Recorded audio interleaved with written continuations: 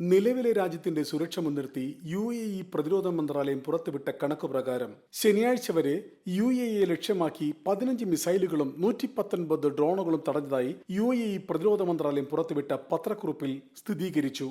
ഇതിനിടെ ശനിയാഴ്ച ഉച്ചയോടെ ദുബായ് വിമാനത്താവളത്തിൽ നടന്ന വ്യോമ പ്രതിരോധത്തിന്റെ ഭാഗമായി ചീളുകൾ തെറിച്ചു വീണ് വിമാനത്താവളത്തിന് അപകടമുണ്ടായിരുന്നു. സംഭവത്തെ തുടർന്ന് വിമാനത്താവളത്തിന്റെ പ്രവർത്തനം നിർത്തിവെക്കുകയും വൈകാതെ സുരക്ഷ ഉറപ്പാക്കി പ്രവർത്തനം പുനരാരംഭിക്കുകയും ചെയ്തു. എന്നാൽ സാമൂഹിക മാധ്യമങ്ങളിലും മറ്റും പ്രചരിക്കുന്ന രീതിയിൽ സംഭവങ്ങളൊന്നും തന്നെ ഇല്ല എന്ന് അധികൃതർ പ്രസ്താവനയിൽ വ്യക്തമാക്കി. സംഘർഷത്തിന്റെ 8ാം ദിവസമായ ശനിയാഴ്ച 121 ഡ്രോണുകളും 16 ബാലിസ്റ്റിക് മിസൈലുകളുമാണ് രാജ്യത്തിന് നേരെ ഇറാൻ തൊടുത്തുവിട്ടിരുന്നത്. ഇതിൽ 15 എണ്ണം വിജയകരമായി തടഞ്ഞപ്പോൾ ഒരു ബാലിസ്റ്റിക് മിസൈൽ കടലിൽ വീഴുകയുണ്ടായി.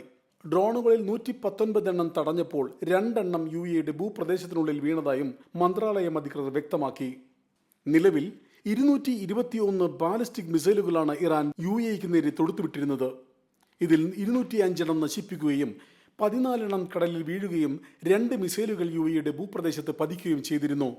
ആകെ 1305 ഇറാനിയൻ ഡ്രോണുകളാണ് ഈ ദിവസത്തിനുള്ളിൽ രാജ്യത്ത് കണ്ടെത്തിയത്. അവയിൽ 1229 എണ്ണം UAEയുടെ എയർ ഡിഫൻസ് സംവിധാനങ്ങൾ കൊണ്ട് തടയാൻ കഴിഞ്ഞിരുന്നു. 76 ഡ്രോണുകൾ രാജ്യത്തിന്റെ വിവിധ ഭാഗങ്ങളിൽ പതിച്ചതായും 8 ക്രൂസ് മിസൈലുകളും വിജയകരമായി നശിപ്പിക്കാൻ വ്യോമ പ്രതിരോധ സംവിധാനത്തിന് കഴിഞ്ഞതായും അധികൃതർ വ്യക്തമാക്കി. ആകെ 3 മരണങ്ങളും 112 പരിക്കുകളുമാണ് ഇതുവരെയുള്ള സംഭവങ്ങളിൽ രാജ്യത്ത് റിപ്പോർട്ട് ചെയ്യപ്പെട്ടിട്ടുള്ളത്.